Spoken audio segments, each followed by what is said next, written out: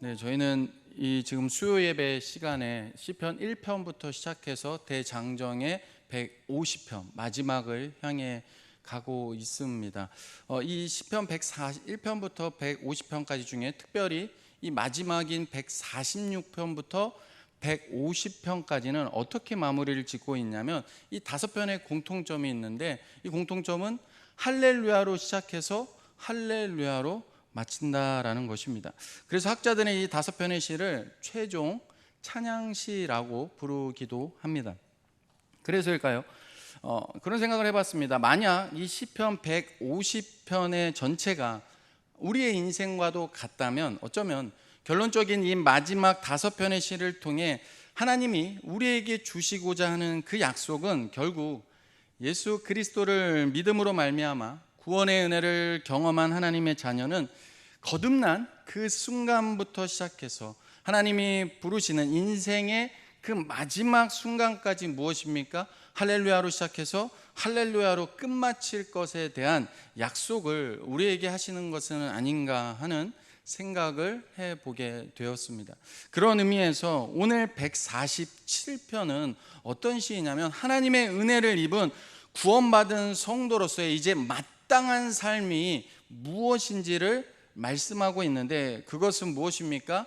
하나님을 찬양하는 일입니다.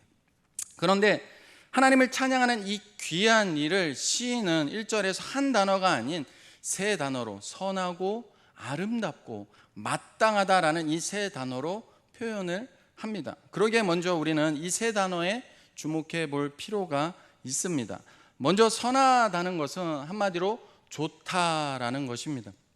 히브리어로 우리가 잘 아는 토브인데, 이 단어는 하나님께서 언제 사용하셨습니까? 천지를 창조하신 후에 보시기에 좋았더라 했을 때 이 좋았더라가 바로 토브입니다. 그러니까 이 좋았다와 같은 의미입니다. 결국 우리가 하나님을 찬양하는 일이 선하고 좋은 이유는 그것이 바로 하나님의 창조 섭리이기 때문이라는 것을 우리는 알 수 있습니다.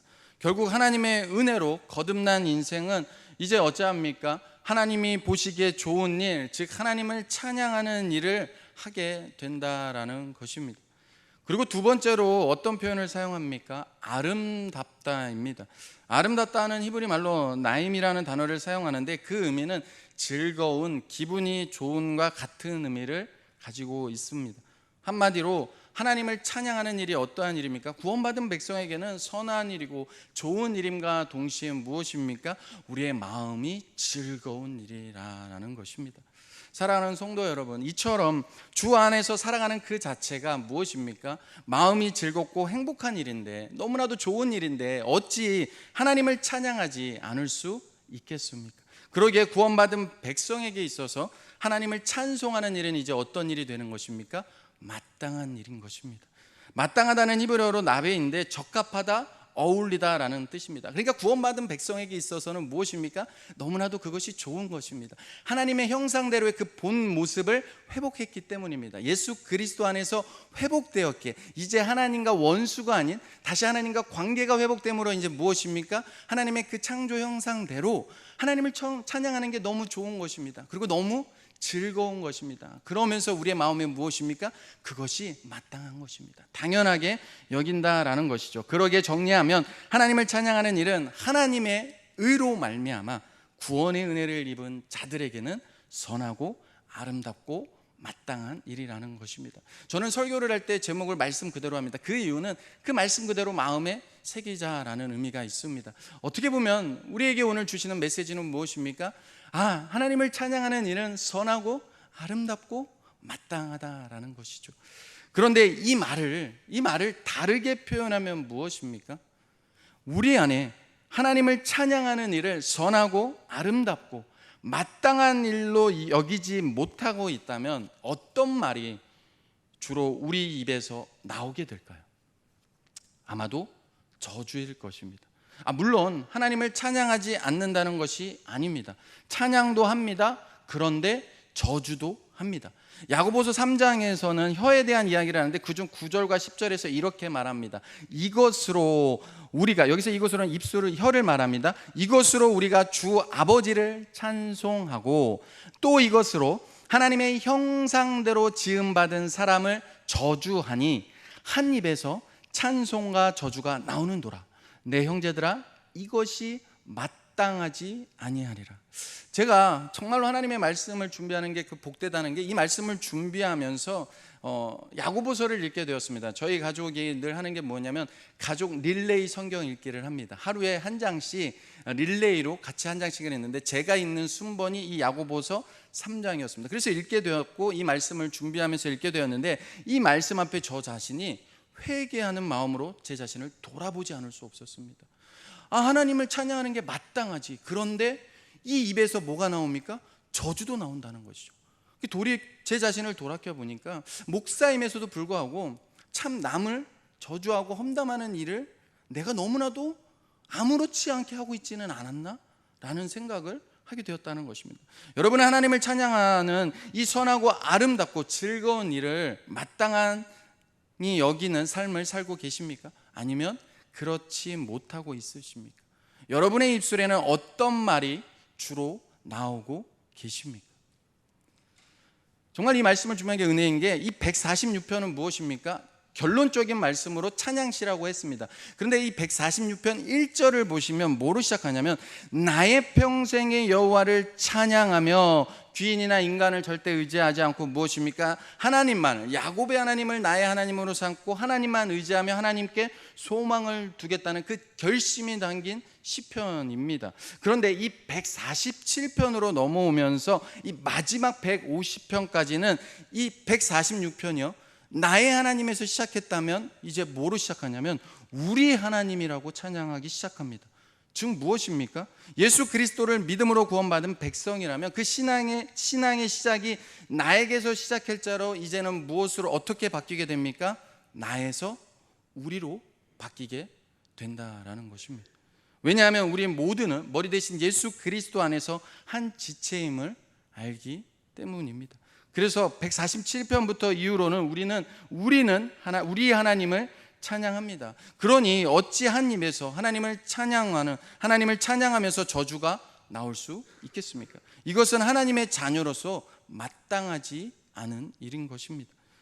오늘 이 자리에 모인 저와 여러분은 누구보다도 예수 그리스도의 십자가의 구속의 은혜로 말미암아 하나님의 은혜와 사랑을 받은 사람입니다. 그러기에 하나님이 우리를 너무나도 어찌하십니까? 잘 아십니다. 우리를 너무나도 잘 아셔서 어쩌면 오늘도 구원의 은혜를 잊지 않도록 하나님을 찬양하는 일이 얼마나 선하고 아름답고 마땅하고 얼마나 귀한 일인지를 다시금 생각하도록 우리를 이 자리로 인도하신 줄 믿습니다. 왜냐하면 찬양은요, 하늘 문을 여는 일이고 우리의 영혼을 살리는 복된 일이기 때문입니다. 그래서 하나님을 찬양하는 자의 삶은 기쁨이고 행복입니다. 우리의 삶에 찬양이 있으면 어찌합니까? 늘 즐겁고 기쁨이 넘치게 됩니다. 그런데 문제는 무엇입니까? 우리는 자꾸 하나님의 은혜를 잊는다는 것입니다. 하나님의 찬양하는 일이 선하고 아름답고 마땅함에도 어떠한 형편에서도입니다. 어떠한 형편에 있든지 하나님을 찬양하는 것은요, 우리에게 기쁨입니다. 그런데 사단은 어찌합니까? 계속 그 기쁨을 빼앗는 것입니다. 우리의 형편과 우리의 일로 인하여서 우리의 삶을 통하여서 그것을 빼앗는 것이죠. 그러면서 자꾸 우리는 어찌합니까? 하나님의 은혜를 잊는다는 것입니다. 이스라엘 백성들이 70년의 바벨론 포로 생활을 끝나고 돌아오게 된 이유가 어디에 있었습니까? 그들의 힘으로 돌아올 수 있었습니까? 아닙니다. 그들이 다시 예루살렘으로 돌아올 수 있었던 이유는 오직 하나님의 은혜였습니다. 아까 대표 기도하신 분이 마지막에 그렇게 기도했죠. 하나님의 은혜가 없이는 단 하루도 살 수 없는 존재.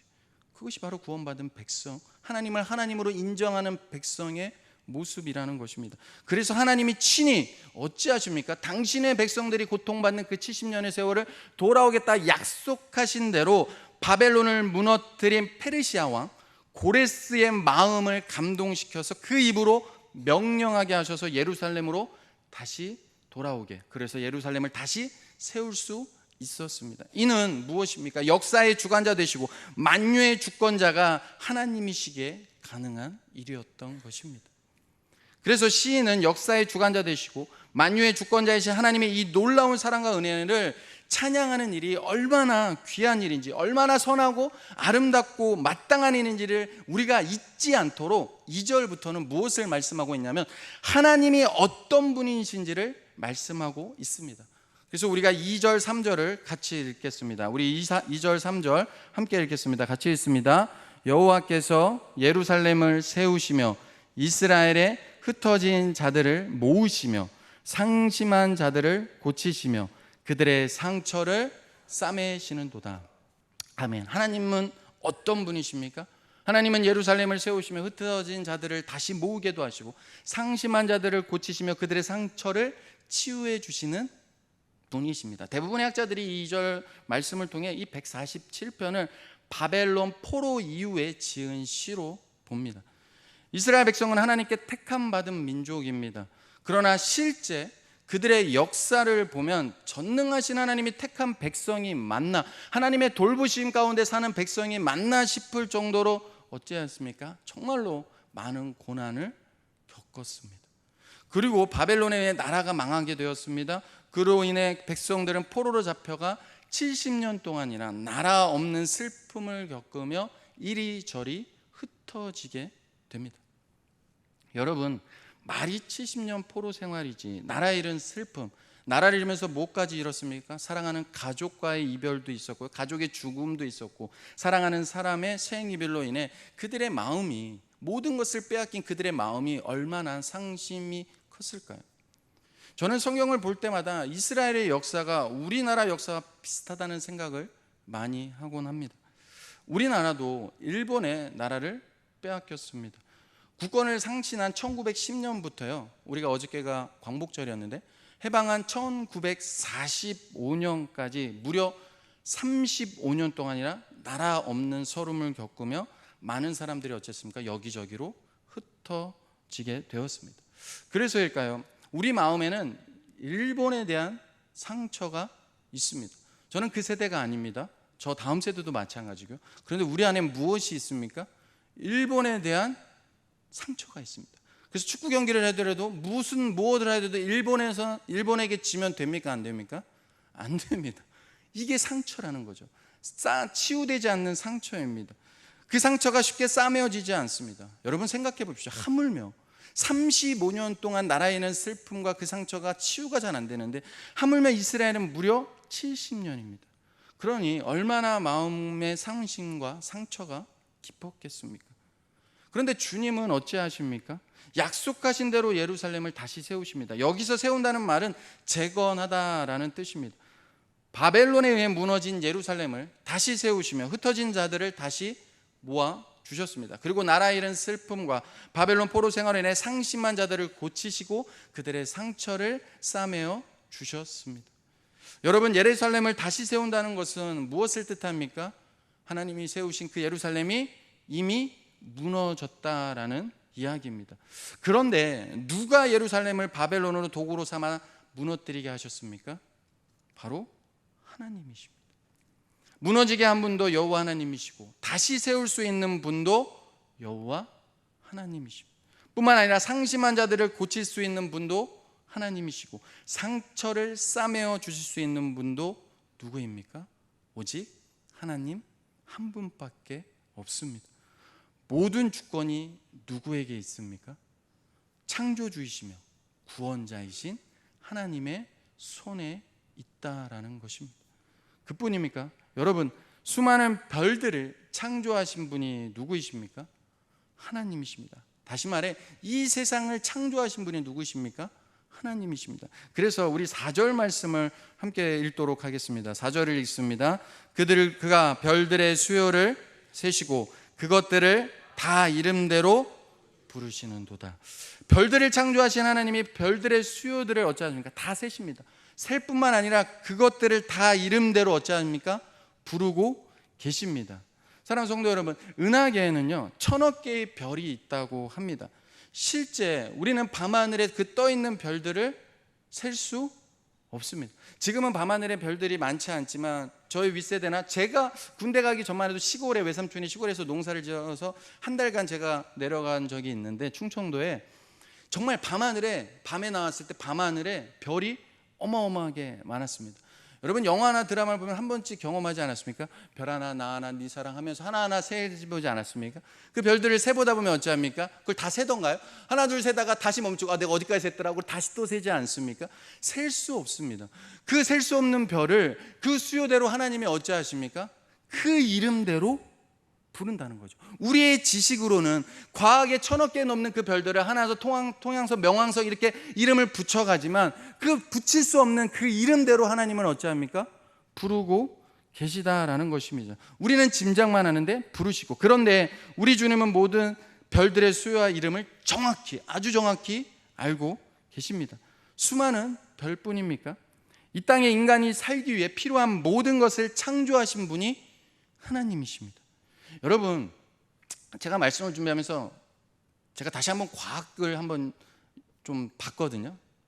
여러분, 태양과 지구와의 거리가 조금이라도 가까우면 어떤 일이 일어나는 줄 아십니까? 이 하나님이 창조한 이 시스템 안에 태양과 지구와의 거리가 조금이라도 가까우면 이 지구는 불타버리게 됩니다. 바다는 펄펄 끓어오르게 됩니다. 그런데 태양과 지구의 거리가 조금이라도, 지금 이 순간에도 조금이라도 0.0에서 조금이라도 멀어지면 어찌합니까? 지구는 얼어붙게 됩니다. 그뿐입니까? 여러분, 하나님이 만드신 것 중에 산소가 없으면 인간은 살 수 없습니다. 저와 여러분이 지금 호흡하고 있는 것은 하나님이 만드신 이 산소가 있기 때문입니다. 뿐만 아니라 우리가 살아가는데 필요한 것이 절대적으로 무엇인가? 불입니다. 불이 붙이기 위해서는 반드시 뭐가 필요합니까? 산소가 필요합니다. 이처럼요, 믿음의 사람으로서 과학을 알면 알수록 무엇이 보이냐면 이 하나님의 창조 능력이 얼마나 위대한지를 보게 됩니다. 창조주 능력의 하나님은 별들의 수요를 세시고 그것들을 다 이름대로 부르시는 분이십니다. 그 하나님이 전능하시고 창조하신, 창조의 능력주이신 전능하신 그 하나님이 저와 여러분의 형편과 처지를 모르시겠습니까? 사람은 몰라도요, 하나님은 우리의 형편을 다 아십니다. 그러기 시인이요, 5절 말씀에서 어떻게 고백하냐면, 같이 읽겠습니다. 시작. 우리 주는 그의 지혜가 무궁하시도다. 할렐루야. 우리 주는 위대하시고 능력이 많으시며 그의 지혜가 무궁하시도다. 여러분, 온 우주의 창조 질서와 인체의 신비를 보면 도무지 인간의 머리로는 이해할 수 없는 신비가 너무나도 많습니다. 그러기에 하나님의 백성은 당연히 어찌합니까? 이 하나님의 놀라운 이 창조를 보면 볼수록 겸손해질 수밖에 없는 것입니다. 그러면서 누구만 의지해야 합니까? 겸손히 창조주이시며 역사의 주관자 되시고 우리의 인생뿐만 아니라 내 가정, 내 자녀의 주인 되시는 하나님만 의지해야 하는 것입니다. 그래서 시인은 뭐라고 계속 이야기하냐면 6절 말씀 우리 같이 읽도록 하겠습니다. 같이 읽습니다. 여호와께 겸손한 자들은 붙드시고 악인들은 땅에 엎드려 뜨리시는도다. 아멘. 사랑하는 성도 여러분, 그러므로 겸손한 자들은 하나님만 의지합니다. 그리고 주님을 찬양합니다. 그러니까 쉽게 말해 하나님을 찬양하는 일이 얼마나 선하고 아름답고 마땅한지 여기는 자들은 어떤 자들이라는 겁니까? 겸손한 자들이라는 것이죠. 믿음이 무너지고 마음이 상심하여 상처가 생겨도 겸손한 자들은 누구만 의지하며 찬양합니까? 그래도 주 앞에 나옵니다. 그래도 주님만 의지합니다. 그래도 주님만 바라보며 하나님의 말씀을 듣고자 합니다. 여러분은 오늘 이 수요 예배, 이 밤에 피곤한 일을 멈추시고 끝내시고 이 밤 어떻게 나오셔서 어떤 마음으로 나오셨습니까? 그래도 하나님밖에 없기에 하나님의 말씀을 듣고자 나오지 않으셨습니까? 왜 그렇습니까? 겸손한 자들은 하나님의 말씀을 들어야 세상의 주관자 되시고 창조주이시며 세상의 주관자 되시는 하나님을 생각하며 하나님을 찬양하는 이 선하고 아름답고 마땅한 그 일을 멈추지 않을 수 있음을 알기 때문입니다. 무엇이 다시 우리의 영혼을 살립니까? 하나님의 말씀입니다. 그러기에 겸손한 자들의 고백을 보십시오. 우리 7절 말씀을 함께 읽겠습니다. 같이 읽습니다. 감사함으로 여호와께 노래하며 수금으로 하나님께 찬양할지어다. 할렐루야. 감사가 절로 나오는 거죠. 이 전능하신 하나님을 알면 알수록 감사가 나오는 것입니다. 여러분, 지금까지 하나님이 나에게 베풀어 주신 그 은혜를 생각하면 우리는 감사할 수밖에 없습니다. 왜냐하면 하나님의 은혜로 여기까지 왔고 앞으로도 하나님의 지혜와 권능으로 당신의 사랑하는 백성들을 하나님이 친히 붙드시고 인도하시며 때로는 때에 맞게 치유와 회복을 얻도록 역사하시는 분이 바로 여호와 하나님이시기 때문입니다. 더 나아가 당신의 사랑하는 자녀들을 무엇입니까? 온전히 그 믿음에서 자라도록 보살피시는 분은 오직 하나님 한 분밖에 없기 때문입니다. 그래서 8, 9절 말씀을 보시면 뭐라고 고백합니까? 함께 같이 읽겠습니다. 같이 읽습니다. 그가 구름으로 하늘을 덮으시며 땅을 위하여 비를 준비하시며 산에 풀이 자라게 하시며 들짐승과 우는 까마귀 새끼에게 먹을 것을 주시는도다. 아멘. 여러분 8절을 보시면요, 하나님께서 구름으로 무엇을 가리셨습니까? 하늘을 덮으셨습니다. 그리고 땅을 위하여 무엇을 준비하십니까? 비를 준비하십니다. 그런데 이는 다 누구를 위한 것입니까? 산에서 자라는 풀을 위한 것입니다. 여러분 산에서 자라는 그 풀, 여러분 관심 있으십니까? 아주 산에서 자라는 작은 풀, 이름조차도 모르는 그 작은 풀에 관심이 있으십니까? 우리는 관심이 없습니다. 결국 아무도 관심이 없는 산의 풀조차 누가 자라게 하십니까? 여호와 하나님이십니다. 9절에도 보면 들짐승과 까마귀 새끼도 마찬가지입니다. 여러분 들짐승은요, 애완동물과 다르게 누구도 그들을 돌보는 이가 없습니다. 그리고 유대인의 우화에서 이 까마귀는 새끼를 낳자마자 내버리는 것으로 알려져 있습니다. 이처럼 누구의 보살핌도 받지 않는, 어찌 보면 하찮고 보잘것없어 보이는 이 산의 풀이나 들짐승이나 까마귀 새끼까지 지금 누가 먹이시고 입히시고 돌보십니까? 여호와 하나님이십니다. 예수님도 말씀하지 않으셨습니까? 마태복음 6장 26절에서 공중의 새를 보라, 심지도 않고 거두지도 않고 창고에 모아들이지도 아니하되 너희 하늘 아버지께서 기르시다니 너희는 이것들보다 귀하지 아니하냐라고 말씀합니다. 사랑하는 성도 여러분, 하나님이 오늘도 저와 여러분을 먹이시고 입히시고 돌보시는 줄 믿으시기 바랍니다. 이처럼 나를 붙드시고 인도하시며 돌보시는 하나님의 사랑과 섭리를 믿기에 오늘도 하나님을 찬양하는 이 일이 선하고 아름답고 마땅한 것입니다. 그러므로 하나님을 찬양하는 일이 선하고 아름답고 마땅한 줄 아는 자는, 그것을 믿는 자는 이제 어떠한 삶을 살고자 할까요? 하나님이 무엇을 기뻐하시는지, 하나님이 기쁨이 무엇인지를 생각하며 이전과 다르게 이스라엘 백성, 오늘 배경으로 본다면 이스라엘 백성들은 포로기 이전과 다르게 이제 그들의 무엇이 바뀝니까? 삶의 기준, 생각의 기준, 기쁨의 기준이 하나님의 기뻐하는 마음으로 온전히 바뀌게 됩니다. 10절, 11절을 함께 읽도록 하겠습니다. 같이 읽습니다. 말이 힘이 세다 하여 기뻐하지 아니하며 사람의 다리가 억세다 하여 아니하고 여호와는 자기를 경외하는 자들과 그의 인자하심을 바라는 자들을 기뻐하시는도다. 아멘. 말의 힘이 세다, 사람의 다리가 억세다라는 표현은 당시 모두 전쟁과 관련하여 군사력과 연관된 단어들입니다. 특별히 사람의 다리가 억세다는 표현은 이 용사를 상징하는 것입니다. 당시 강대국의 조건이 무엇입니까? 힘센 말과 용감한 용사가 많고 적음에 있었습니다. 지금도 보면 강대국의 요건 중 하나가 무엇입니까? 군사력에 있습니다. 그러기에 오늘날도 보면 미국도 그렇고요, 중국도 보면 계속해서 군사력을 줄이지 않습니다. 계속해서 키우고 있습니다. 그러기에 당시 이스라엘 백성도요, 하나님보다 늘 군사력이 강한 주변 강대국들을 의지했던 것입니다. 보이는 것이 전부라고 여겼던 것이죠. 그런데 이것을 지금 누가 싫어하십니까? 하나님이 싫어하십니다. 그렇다면 하나님은 무엇을 기뻐하십니까? 어떤 사람을 기뻐하십니까? 하나님을 경외하는 자이며 그의 인자하심을 늘 바라는 자들을 주님은 기뻐하십니다. 여러분, 기쁨의 개념이 바뀌어야 된다는 것이죠. 하나님을 믿는 것에 있어서 우리 안에는 무엇입니까? 열심을 하면 하나님이 기뻐하는, 맞죠? 하나님이 열심을 내는 거 기뻐하시죠. 그런데 하나님이 정말 기뻐하는 거, 창조주이시며 내 삶을 지금도 이끌어 가시고 붙드시고 그의 권세로, 그의 은혜로 하나님의 백성답게 우리의 믿음을 온전히 자라나도 인도하시는 그 하나님이 무엇을 기뻐하는지 우리는 분명히 알아야 된다라는 것입니다. 하나님은요, 하나님을 경외하는 자를 기뻐하시고요, 늘 그의 인자하심을 바라는 자들을 주님은 기뻐하십니다. 여러분, 이스라엘이 바벨론에게 패망한 이유가 무엇입니까? 그들의 군사력이 부족해서 멸망당했습니까? 아닙니다. 하나님을 경외하지 않았기에, 여호와의 인자하심을 바라지 않았기에 나라를 잃고 바벨론의 포로로 끌려간 것입니다. 뿐만 아니라 이스라엘 백성이 70년 포로 생활 이후 예루살렘으로 돌아오게 된 것 또한 군사적 힘에 의한 회복이 아니었습니다. 앞에서도 말씀드렸지만 오직 하나님의 은혜였습니다. 모든 것이 하나님의 손안에 달려 있었습니다.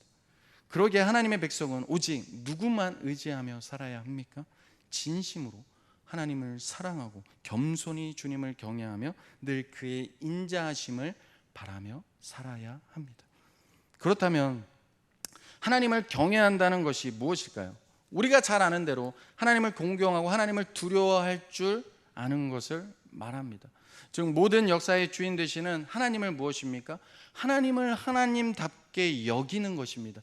하나님을 하나님답게 여기고 나를 어떤 존재로 보니까 하나님의 피조물로서, 하나님의 형상대로 지음받은 피조물로서 하나님의 말씀 안에서 자신을 살피며 그저 말씀하시는 대로 순종하며 살아가는 것. 하나님을, 그래서 다시 말하면 하나님을 하나님 되게 여기는 것이 무엇입니까? 하나님의 말씀하시는 대로 순종하는 것입니다. 그것이 바로 하나님을 경외하는 자의 모습이라는 것입니다. 우리가 지금 새벽마다 예레미야를 살펴본 건데, 예레미야 백성들의 실패가 무엇입니까? 하나님을 하나님답게 여기지 않았다는 것입니다. 하나님을 경외하지 않았다는 거죠. 그래서 하나님이 말씀하시는데도 그 말씀대로 순종하지 않았습니다.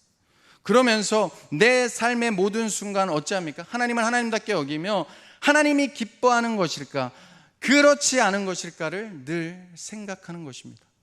그래서 하나님이 기뻐하는 일이면 기꺼이 하고, 때로는 내 마음과 내 생각과 다를지라도 하나님이 기뻐하는 일이라면 기꺼이 하고, 하나님이 기뻐하지 않는 일이라면 하지 않는 것입니다.